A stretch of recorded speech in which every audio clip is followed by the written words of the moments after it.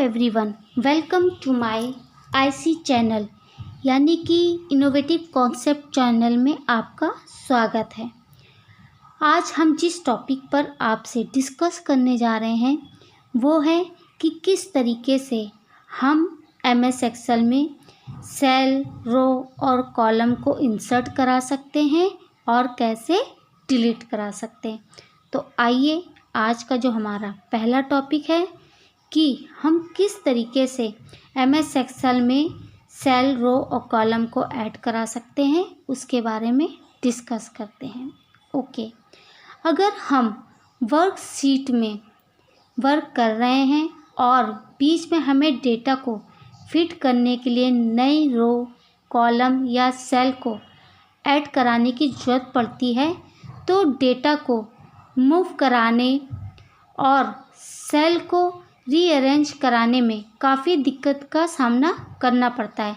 लेकिन MS Excel हमें एक ऐसा फीचर्स देता है जिसकी मदद से हम आसानी से सेल में रो और कॉलम को फिट करा सकते हैं।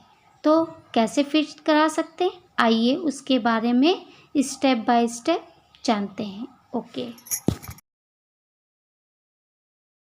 इंसर्टिंग सेल यानी कि एक्सेल में हम कैसे वर्कशीट में अपने सेल को इंसर्ट करा सकते हैं उसके बारे में जानते हैं।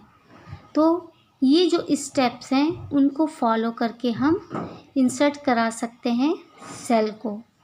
स्टेप 1, उस सेल को सिलेक्ट करें जहां पर आप नई सेल को इंसर्ट कराना चाहते हैं। स्टेप 2, होम टैब पर क्लिक करें और ये आपको कहाँ पे मिलेगा, रिबन में। स्टेप 3, डाउन एरो पर क्लिक करें, ये इंसर्ट बटन पर आपको अवेलेबल होगी। स्टेप 4, इंसर्ट सेल पर आप क्लिक करें। इंसर्ट सेल पर क्लिक करते ही आपकी जो सेल है वो वर्कशीट में इंसर्ट हो जाएगी। ओके, एमएस एक्सेल की वर्कशीट में नए कॉलम को ऐड कराने के स्टेप्स। स्टेप 1, कॉलम हेडिंग के राइट साइड पर क्लिक करें जहां पर आप न्यू कॉलम इंसर्ट कराना चाहते हैं। स्टेप 2, होम टैब पर क्लिक करें। स्टेप 3, इंसर्ट टैब में डाउन एरो पर क्लिक करें। स्टेप 4, इंसर्ट शीट कॉलम पर क्लिक करें। स्टेप 5, रेडियो बटन पर क्लिक करें। स्टेप 6, ओके बटन पर क्लिक करें। ये स्टेप्स फॉलो करते ही आपकी न्यू कॉलम ऐड हो जाएगी। ओके,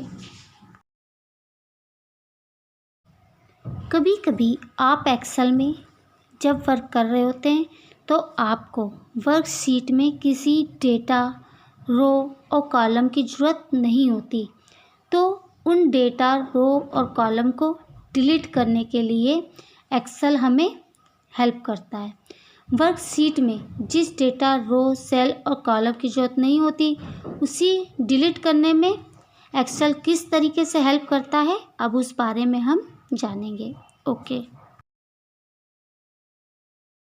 सेल के डेटा को क्लियर करना। वर्कशीट में सेल को रिमूव किए बिना सेल के कंटेंट को डिलीट करने के लिए इन स्टेप्स को फॉलो करने चाहिए। ओके, स्टेप 1, सेल के उस कंटेंट को सिलेक्ट करें जिसे आप डिलीट करना चाहते हैं। स्टेप 2, सिलेक्ट करने के बाद डिलीट की को प्रेस कर दें। डिलीट की प्रेस करते ही सिलेक्टेड डेटा जिस पर आप क्लिक कर रहे हैं वो डिसअपेयर हो जाएगा, यानी कि उस लोकेशन पर दिखाई नहीं देगा। ओके, डीसिलेक्ट सेल पर क्लिक करके आप किसी भी सेल को डीसिलेक्ट कर सकते हैं। सेल को डीसिलेक्ट करने पर पूरे सेल का कंटेंट, उसकी फॉर्मेटिंग और उसका स्ट्रक्चर सब डिलीट हो जाएगा और वो जो जगह है उसकी स्पेस जो है वो एम्प्टी हो जाएगी।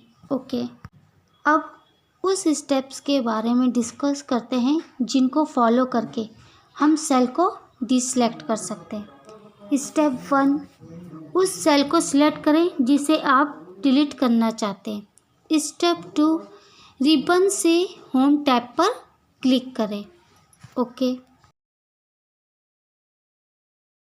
स्टेप 3, डिलीट से डाउन एरो पर क्लिक करें। स्टेप 4, डिलीट सेल पर क्लिक करें। डिलीट सेल पर क्लिक करते ही एक डायलॉग बॉक्स दिखाई देगा। स्टेप 5, रेडियो बटन पर क्लिक करें। स्टेप 6, ओके बटन पर क्लिक कर दें। ये स्टेप फॉलो करते ही आपके सेल का जो डेटा है वो क्लियर हो जाएगा। ओके, टू डिलीट अ रो, आप MS एक्सेल की वर्कशीट से उस रो को कैसे डिलीट कर सकते हैं जिसकी आपको ज़रूरत शीट में नहीं है।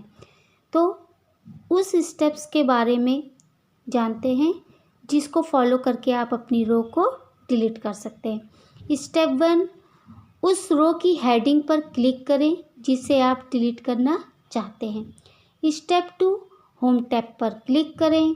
स्टेप 3, डिलीट के डाउन एरो पर क्लिक करें। स्टेप 4, डिलीट शीट रो पर क्लिक करें। ये स्टेप फॉलो करते ही आपकी एक्सेल की वर्कशीट से अनवांटेड जो रो है वो डिलीट हो जाएगी। ओके, और हमारा आज की वीडियो का लास्ट टॉपिक है कि हम MS एक्सेल से कैसे उस कॉलम को डिलीट कर सकते हैं जिसकी हमें ज़रूरत नहीं है। वो स्टेप्स जिनको फॉलो करके हम इंटायर जो आपकी कॉलम है उसको कैसे डिलीट कर सकते हैं। ओके, स्टेप फर्स्ट, क्लिक करें आप कॉलम की उस हेडिंग पर जिसे आप डिलीट करना चाहते हैं। स्टेप 2, रिबन से होम टैब पर क्लिक करें। स्टेप 3, डिलीट के डाउन एरो पर क्लिक करें। स्टेप 4, डिलीट शीट कॉलम पर क्लिक करें। और ये स्टेप फॉलो करते ही आपकी एक्सेल की शीट में जो कॉलम जिसकी आपको ज़रूरत नहीं है वो डिलीट हो जाएगा।